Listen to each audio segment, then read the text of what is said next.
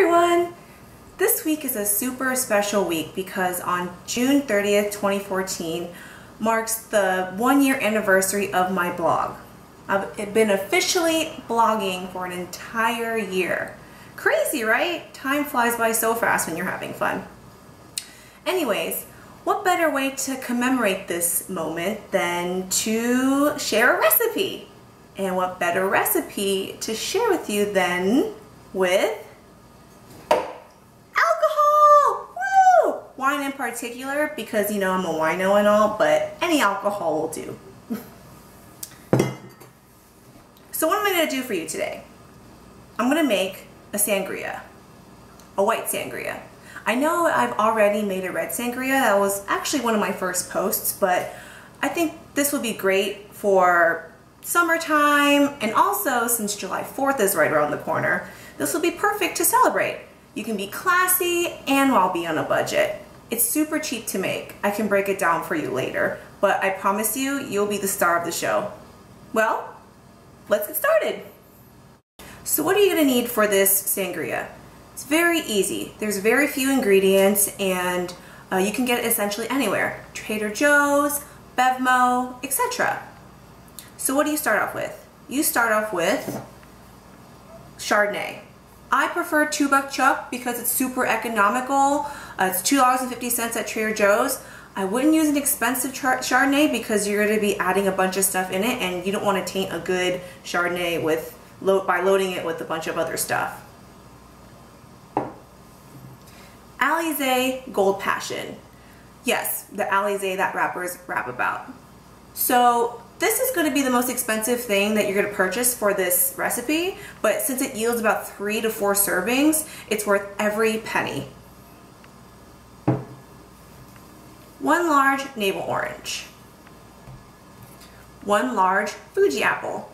I like Fuji because it's the most sweet and crisp of the red apples, but you can use any other red apple that you prefer. 1 large lemon, and 1 large Bartlett pear. Granulated sugar and club soda.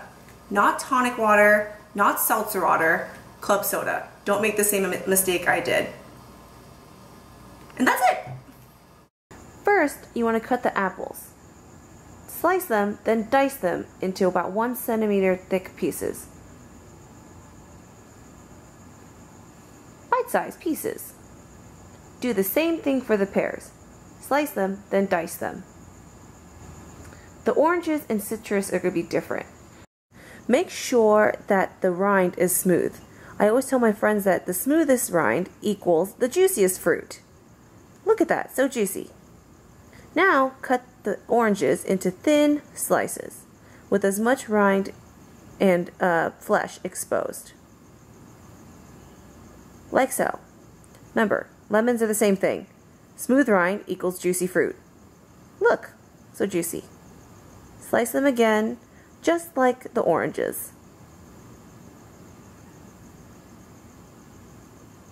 And that's all you do with the fruit. Now for the fun part. Get your carafe and pour the entire bottle of Chardonnay. Add 1 cup of Alizé, 2 cups of club soda,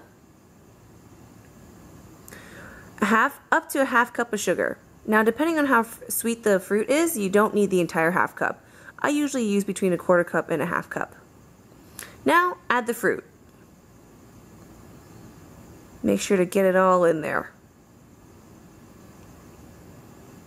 Make sure to mix it all. You don't want to have all the sugar fall to the bottom, so incorporate that as much as you can.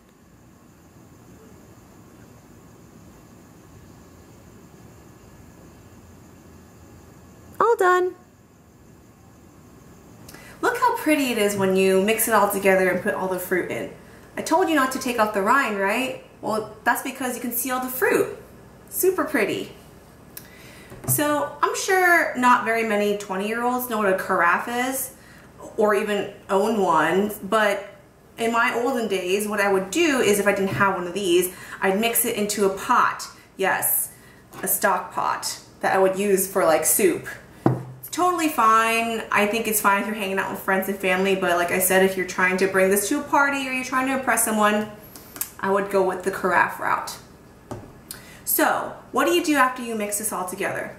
Well, you stick this bad boy into the refrigerator for about 2 hours. Why? So then the club soda can fizz and work its magic and infuse all the fruit into the sangria. It's like a marinade. The longer it sits, the better it tastes. But if you're impatient, like me, then you can just grab a glass with some ice, pour it over the ice, and you're good to go. Didn't I tell you I was impatient? I already poured myself a glass and I couldn't even wait for the ice.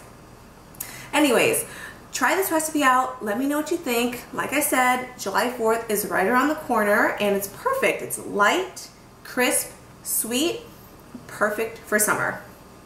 I mean, getting drunk off fruit is not a bad thing, right? You can't be considered an alcoholic.